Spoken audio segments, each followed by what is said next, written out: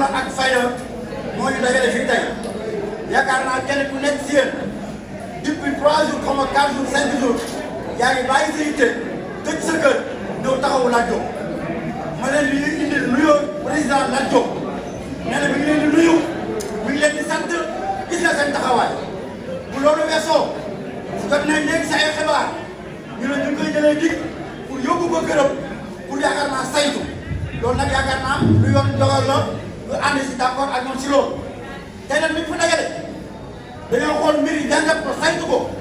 ñu xam ne politique rek moo ko laal te politique comme moo ko laal nag ñu ne ma jëm kanam bara ma koy fajal boppam ñu war a taxaw fii pour fajal ko suñu bopp tey loolu rek moo ñu fi indi wax ji nag du neex suñu koy dégg ak ñi toog di xaar ku sàkk Lat Diop fii la juddoo fii la yaroo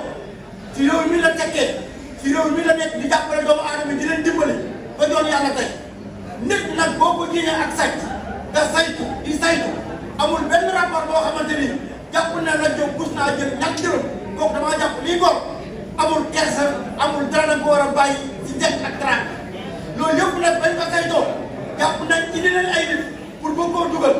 li gën a ñaaw ci doomu aadama nit liggéey ak li mu liggéey ci Sénégal Lat Diop amoo dara loo koy ji naan dafay liggéey ay jabaru jàmm lu gën a ñaaw ci àdduna deful loolu muy liggéey ci ñëpp ñaareel bi mooy maa ngi dégg bari gi dem ñu naan ko loo fa yem ak ay liggéey ak say kër mais Lat Diop bu mënta am kër mënta am lu mu maye kon yaakaar naa liggéey amatul njëriñ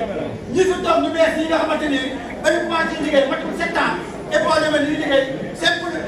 inspecteur domaine buñ mën a am budget 1 milliard seen patrimoine ñooñu lañ war a laaj li ngeen am foo leen ko jëlee bu ñuy seet sàcc ak wëyu ak bànn ci noonu lañ war a dem seet leen ñooñu ñooy sàcc yi ñooñu ñoo jël alalu réew ndax dañu liggéey moom leen may li ci am moom Lat Diop nag duñ nangu kenn ku koy sacrifier ñun duñ seetaan loolu ko suñu wax yi démb mooy suñu wax yi tey président Lat Diop dañoo bëgg ñun ñëwee Guédiawaye sama tàkk de ñoo ma yónni na ma suñuy kàddu lañu bëgg nga waxal ñu bëgguñu Lat Diop suba fekk ko dig boobu ne dañoo bëgg ñu bàyyi ko immédiatement ndax amul dara luñ koy topp nit boo koy topp di ko saytu amoo dara loo ko jàppee du gàcce bàyyi ko mu ñibbi gërëm ci ay bokkam ak nawle président Ousmane Sonko dafa ñëw fii 2022 waxi démbam ak waxi tayam dara wuñu si mu ne kii bu fi président Macky Sall jëlee 2024 dinaa ko tëj Lat Diop du ragal du koy daw du koy wooy ay xale naan dal leen doon di ko du koy rey ay nit Lat Diop dañ bàttala foofu kii ma gis fii ak 20 ans boo ko doon téye ci ni mu taxaw ni lay taxawee du yuuxu du woote wayu du seet ku ko dimbal kon damaa bëgg ñu xam ne kii du tee gor la du gor bu set wicc liggéeyal askanu Sénégal fépp fa Moussa Diagne suñ borom may yokk fa ndam ma bëgg ñu delloo seen xel xam ne yii amut njariñ dañ ko teg ci suuf parce que duñu nangu mukk président nga jëm ñu koy sacrifier ci Sénégal gi ñu ne loolu moom duñu ko nangu boobu duñu ko nangu président Ousmane Sonko duñu waxal lum si bañuñu ko ñun parce que fii si lii la taxawoon moom comme moom mën a taal réew moom mi ngi toog ba dem ba ci réew di gën a xale ñun Dakar jëlee ñu toog jaayante ko ak moom.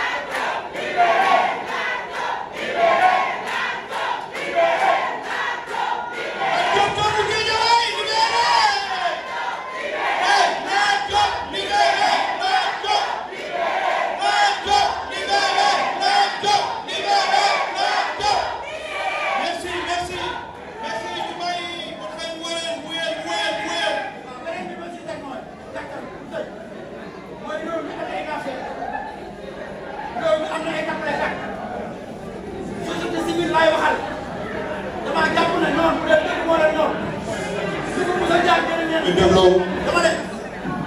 société civile laay waxal ñu bàyyi xel ci li ma leen wax bu dee dañoo tàppee Ousmane Sonko mbala ñu ragal ko nañ dem bàyyi démissionné seen fonction yi nekk Ousmane Sonko bu ko mos a laal jiñ nañ ko loo xamante ni jëriñu ko président Lat Diop lañ ko jël moo gën a ñaaw moo gën a salte te ñoon fii ni doon taxaw di ko défendre tey ngeen xool doomu jàmbur bi ñu leen sacrifié yooyu ñëpp ngeen ne pat pataaral ragal tàmpet naa fekk ñun duñu ànd ak yéen si loolu yéen waa société civile laay waxat bëgg ngeen déglu ma bis bi ñu tey boo leen gën a wax si dossier bii jàpp xeex bi yéen ñëpp ci ngeen bokk ñu ne yéen dinañu dëgg ñi nga woon ak kilifa diine yi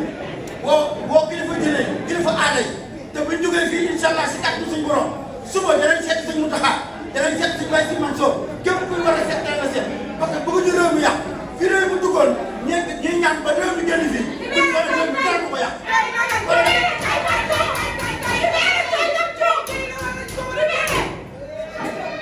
nit nag kilifa buñ la joxee réew dama yaakaar ne fa ngeen toog raw moo def fa ngeen toog baadoola moo koy def te ñii ma gis ay baadoola xamul yàlla te ñii ma gis ay baadoola ragal luñ leen ba leen xam jëm laa wax ak tey suñu kat jëm mooy suñu kat tey amul luñ ciy ragal amul luñ ciy kii luñ ci pousse gota luñ leen jaral te ñu ko jaral ñun la jóg suñu la jóg la te mayu ñu kenn du ko sacrifié kàddu gi foofu laa koy jaaralee amul leneen ko si loolu. merci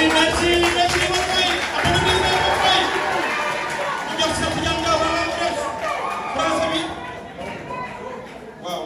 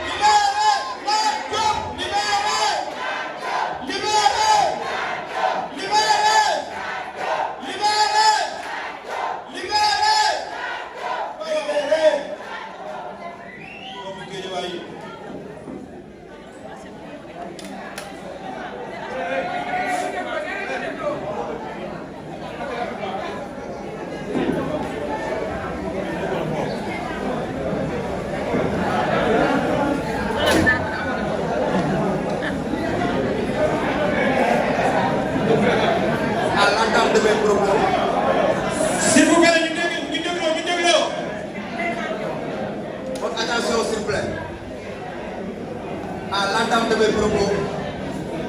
j'aimerais commencer par une citation d'un grand monsieur, Sidi Lamine Niasse, qui disait que en Afrique, la place des hommes dignes, la place des hommes dignes, c'est la prison ou la mort. Il me semblerait que en ce moment, nous sommes sur cette même situation. Mesdames et messieurs de la presse, chers compatriotes, nous sommes ici aujourd'hui pour alerter l'opinion nationale et internationale sur une situation préoccupante et profondément injuste que subit M. Lat Diop, ancien ministre des Sports et actuellement en détention arbitraire. Depuis samedi dernier, il est placé en garde à vue après s'être présenté volontairement à une convocation de la division des investigations criminelles. Cela fait après 96 heures que M. Lat Diop est privé de sa liberté. Sur une base, est privé de sa liberté sur la base d'une plainte déposée par Mohamed Dieng, directeur général de Wallis-et-Futuna au Sénégal, l'accusant d'avoir reçu une somme de 5 milliards de francs CFA ou plus, somme prétendument non justifiée. Les accusations portées contre lui, notamment de détournement de deniers publics, de blanchiment de capitaux, sont selon nous non fondées et révèlent d'un acharnement personnel visant à salir l'image d'un homme intègre, dévoué au service de la nation. Il est crucial de rappeler qu'en 2022, l'actuel Premier ministre M. Ousmane Sonko avait publiquement déclaré son intention de faire incarcérer M. Lat Diop dès son arrivée au pouvoir en 2024. Cette vidéo circule encore aujourd'hui comme un témoignage accablant de cette vendette politique. Nous constatons que cette arrestation intervient dans un contexte de préparation des élections législatives. Il est clair que certaines figures politiques qui suscitent la peur de l'impact de leur popularité sont ciblées et intimidées. M. Lat Diop n'a jamais été épinglé par quelconque organe de contrôle de l'État concernant sa gestion des responsabilités qui lui ont été confiées. Au contraire, il a toujours laissé des résultats exceptionnels à chacune de ses fonctions. Prenons l'exemple de son passage à la LONASE, où il a fait passer le chiffre d'affaires de 130 milliards à 300 milliards. Il a modernisé la structure, changé son image, amélioré les conditions salariales des employés, mis en place des projets d'envergure comme les logements sociaux de l'État, tout en laissant une empreinte indélébile de transparence et d'efficacité. Malgré ces accomplissements incontestables, on tente aujourd'hui de faire de lui un otage politique, manipulé pour servir les intérêts d'un premier ministre revanchard. Comment expliquer Mohamed Dieng, présumé corrupteur, de circuler librement alors qu'il refuse de se présenter à la confrontation avec M. Lat Diop? C'est une interrogation qu'on s'est toujours posée. Pourquoi seules les personnalités sont-elles ciblées dans cette affaire, alors que d'autres également cités, parce que même plaignants ne sont même pas inquiétés? Nous réclamons ici et maintenant la libération immédiate et sans condition de M. Lat Diop. Libérez Lat Diop. Libérez Lat Diop. Libérez Lat Diop. C'est un Sénégalais digne. C'est un Sénégalais digne et intègre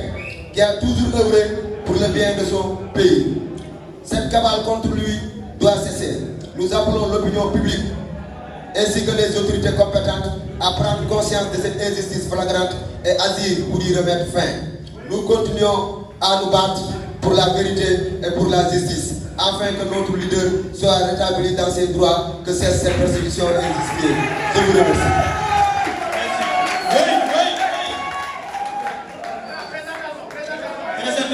Cheikh Tabakar, coordinateur de la jeunesse. Mamadou Faye. Mamadou Faye, entrepreneur. Merci beaucoup.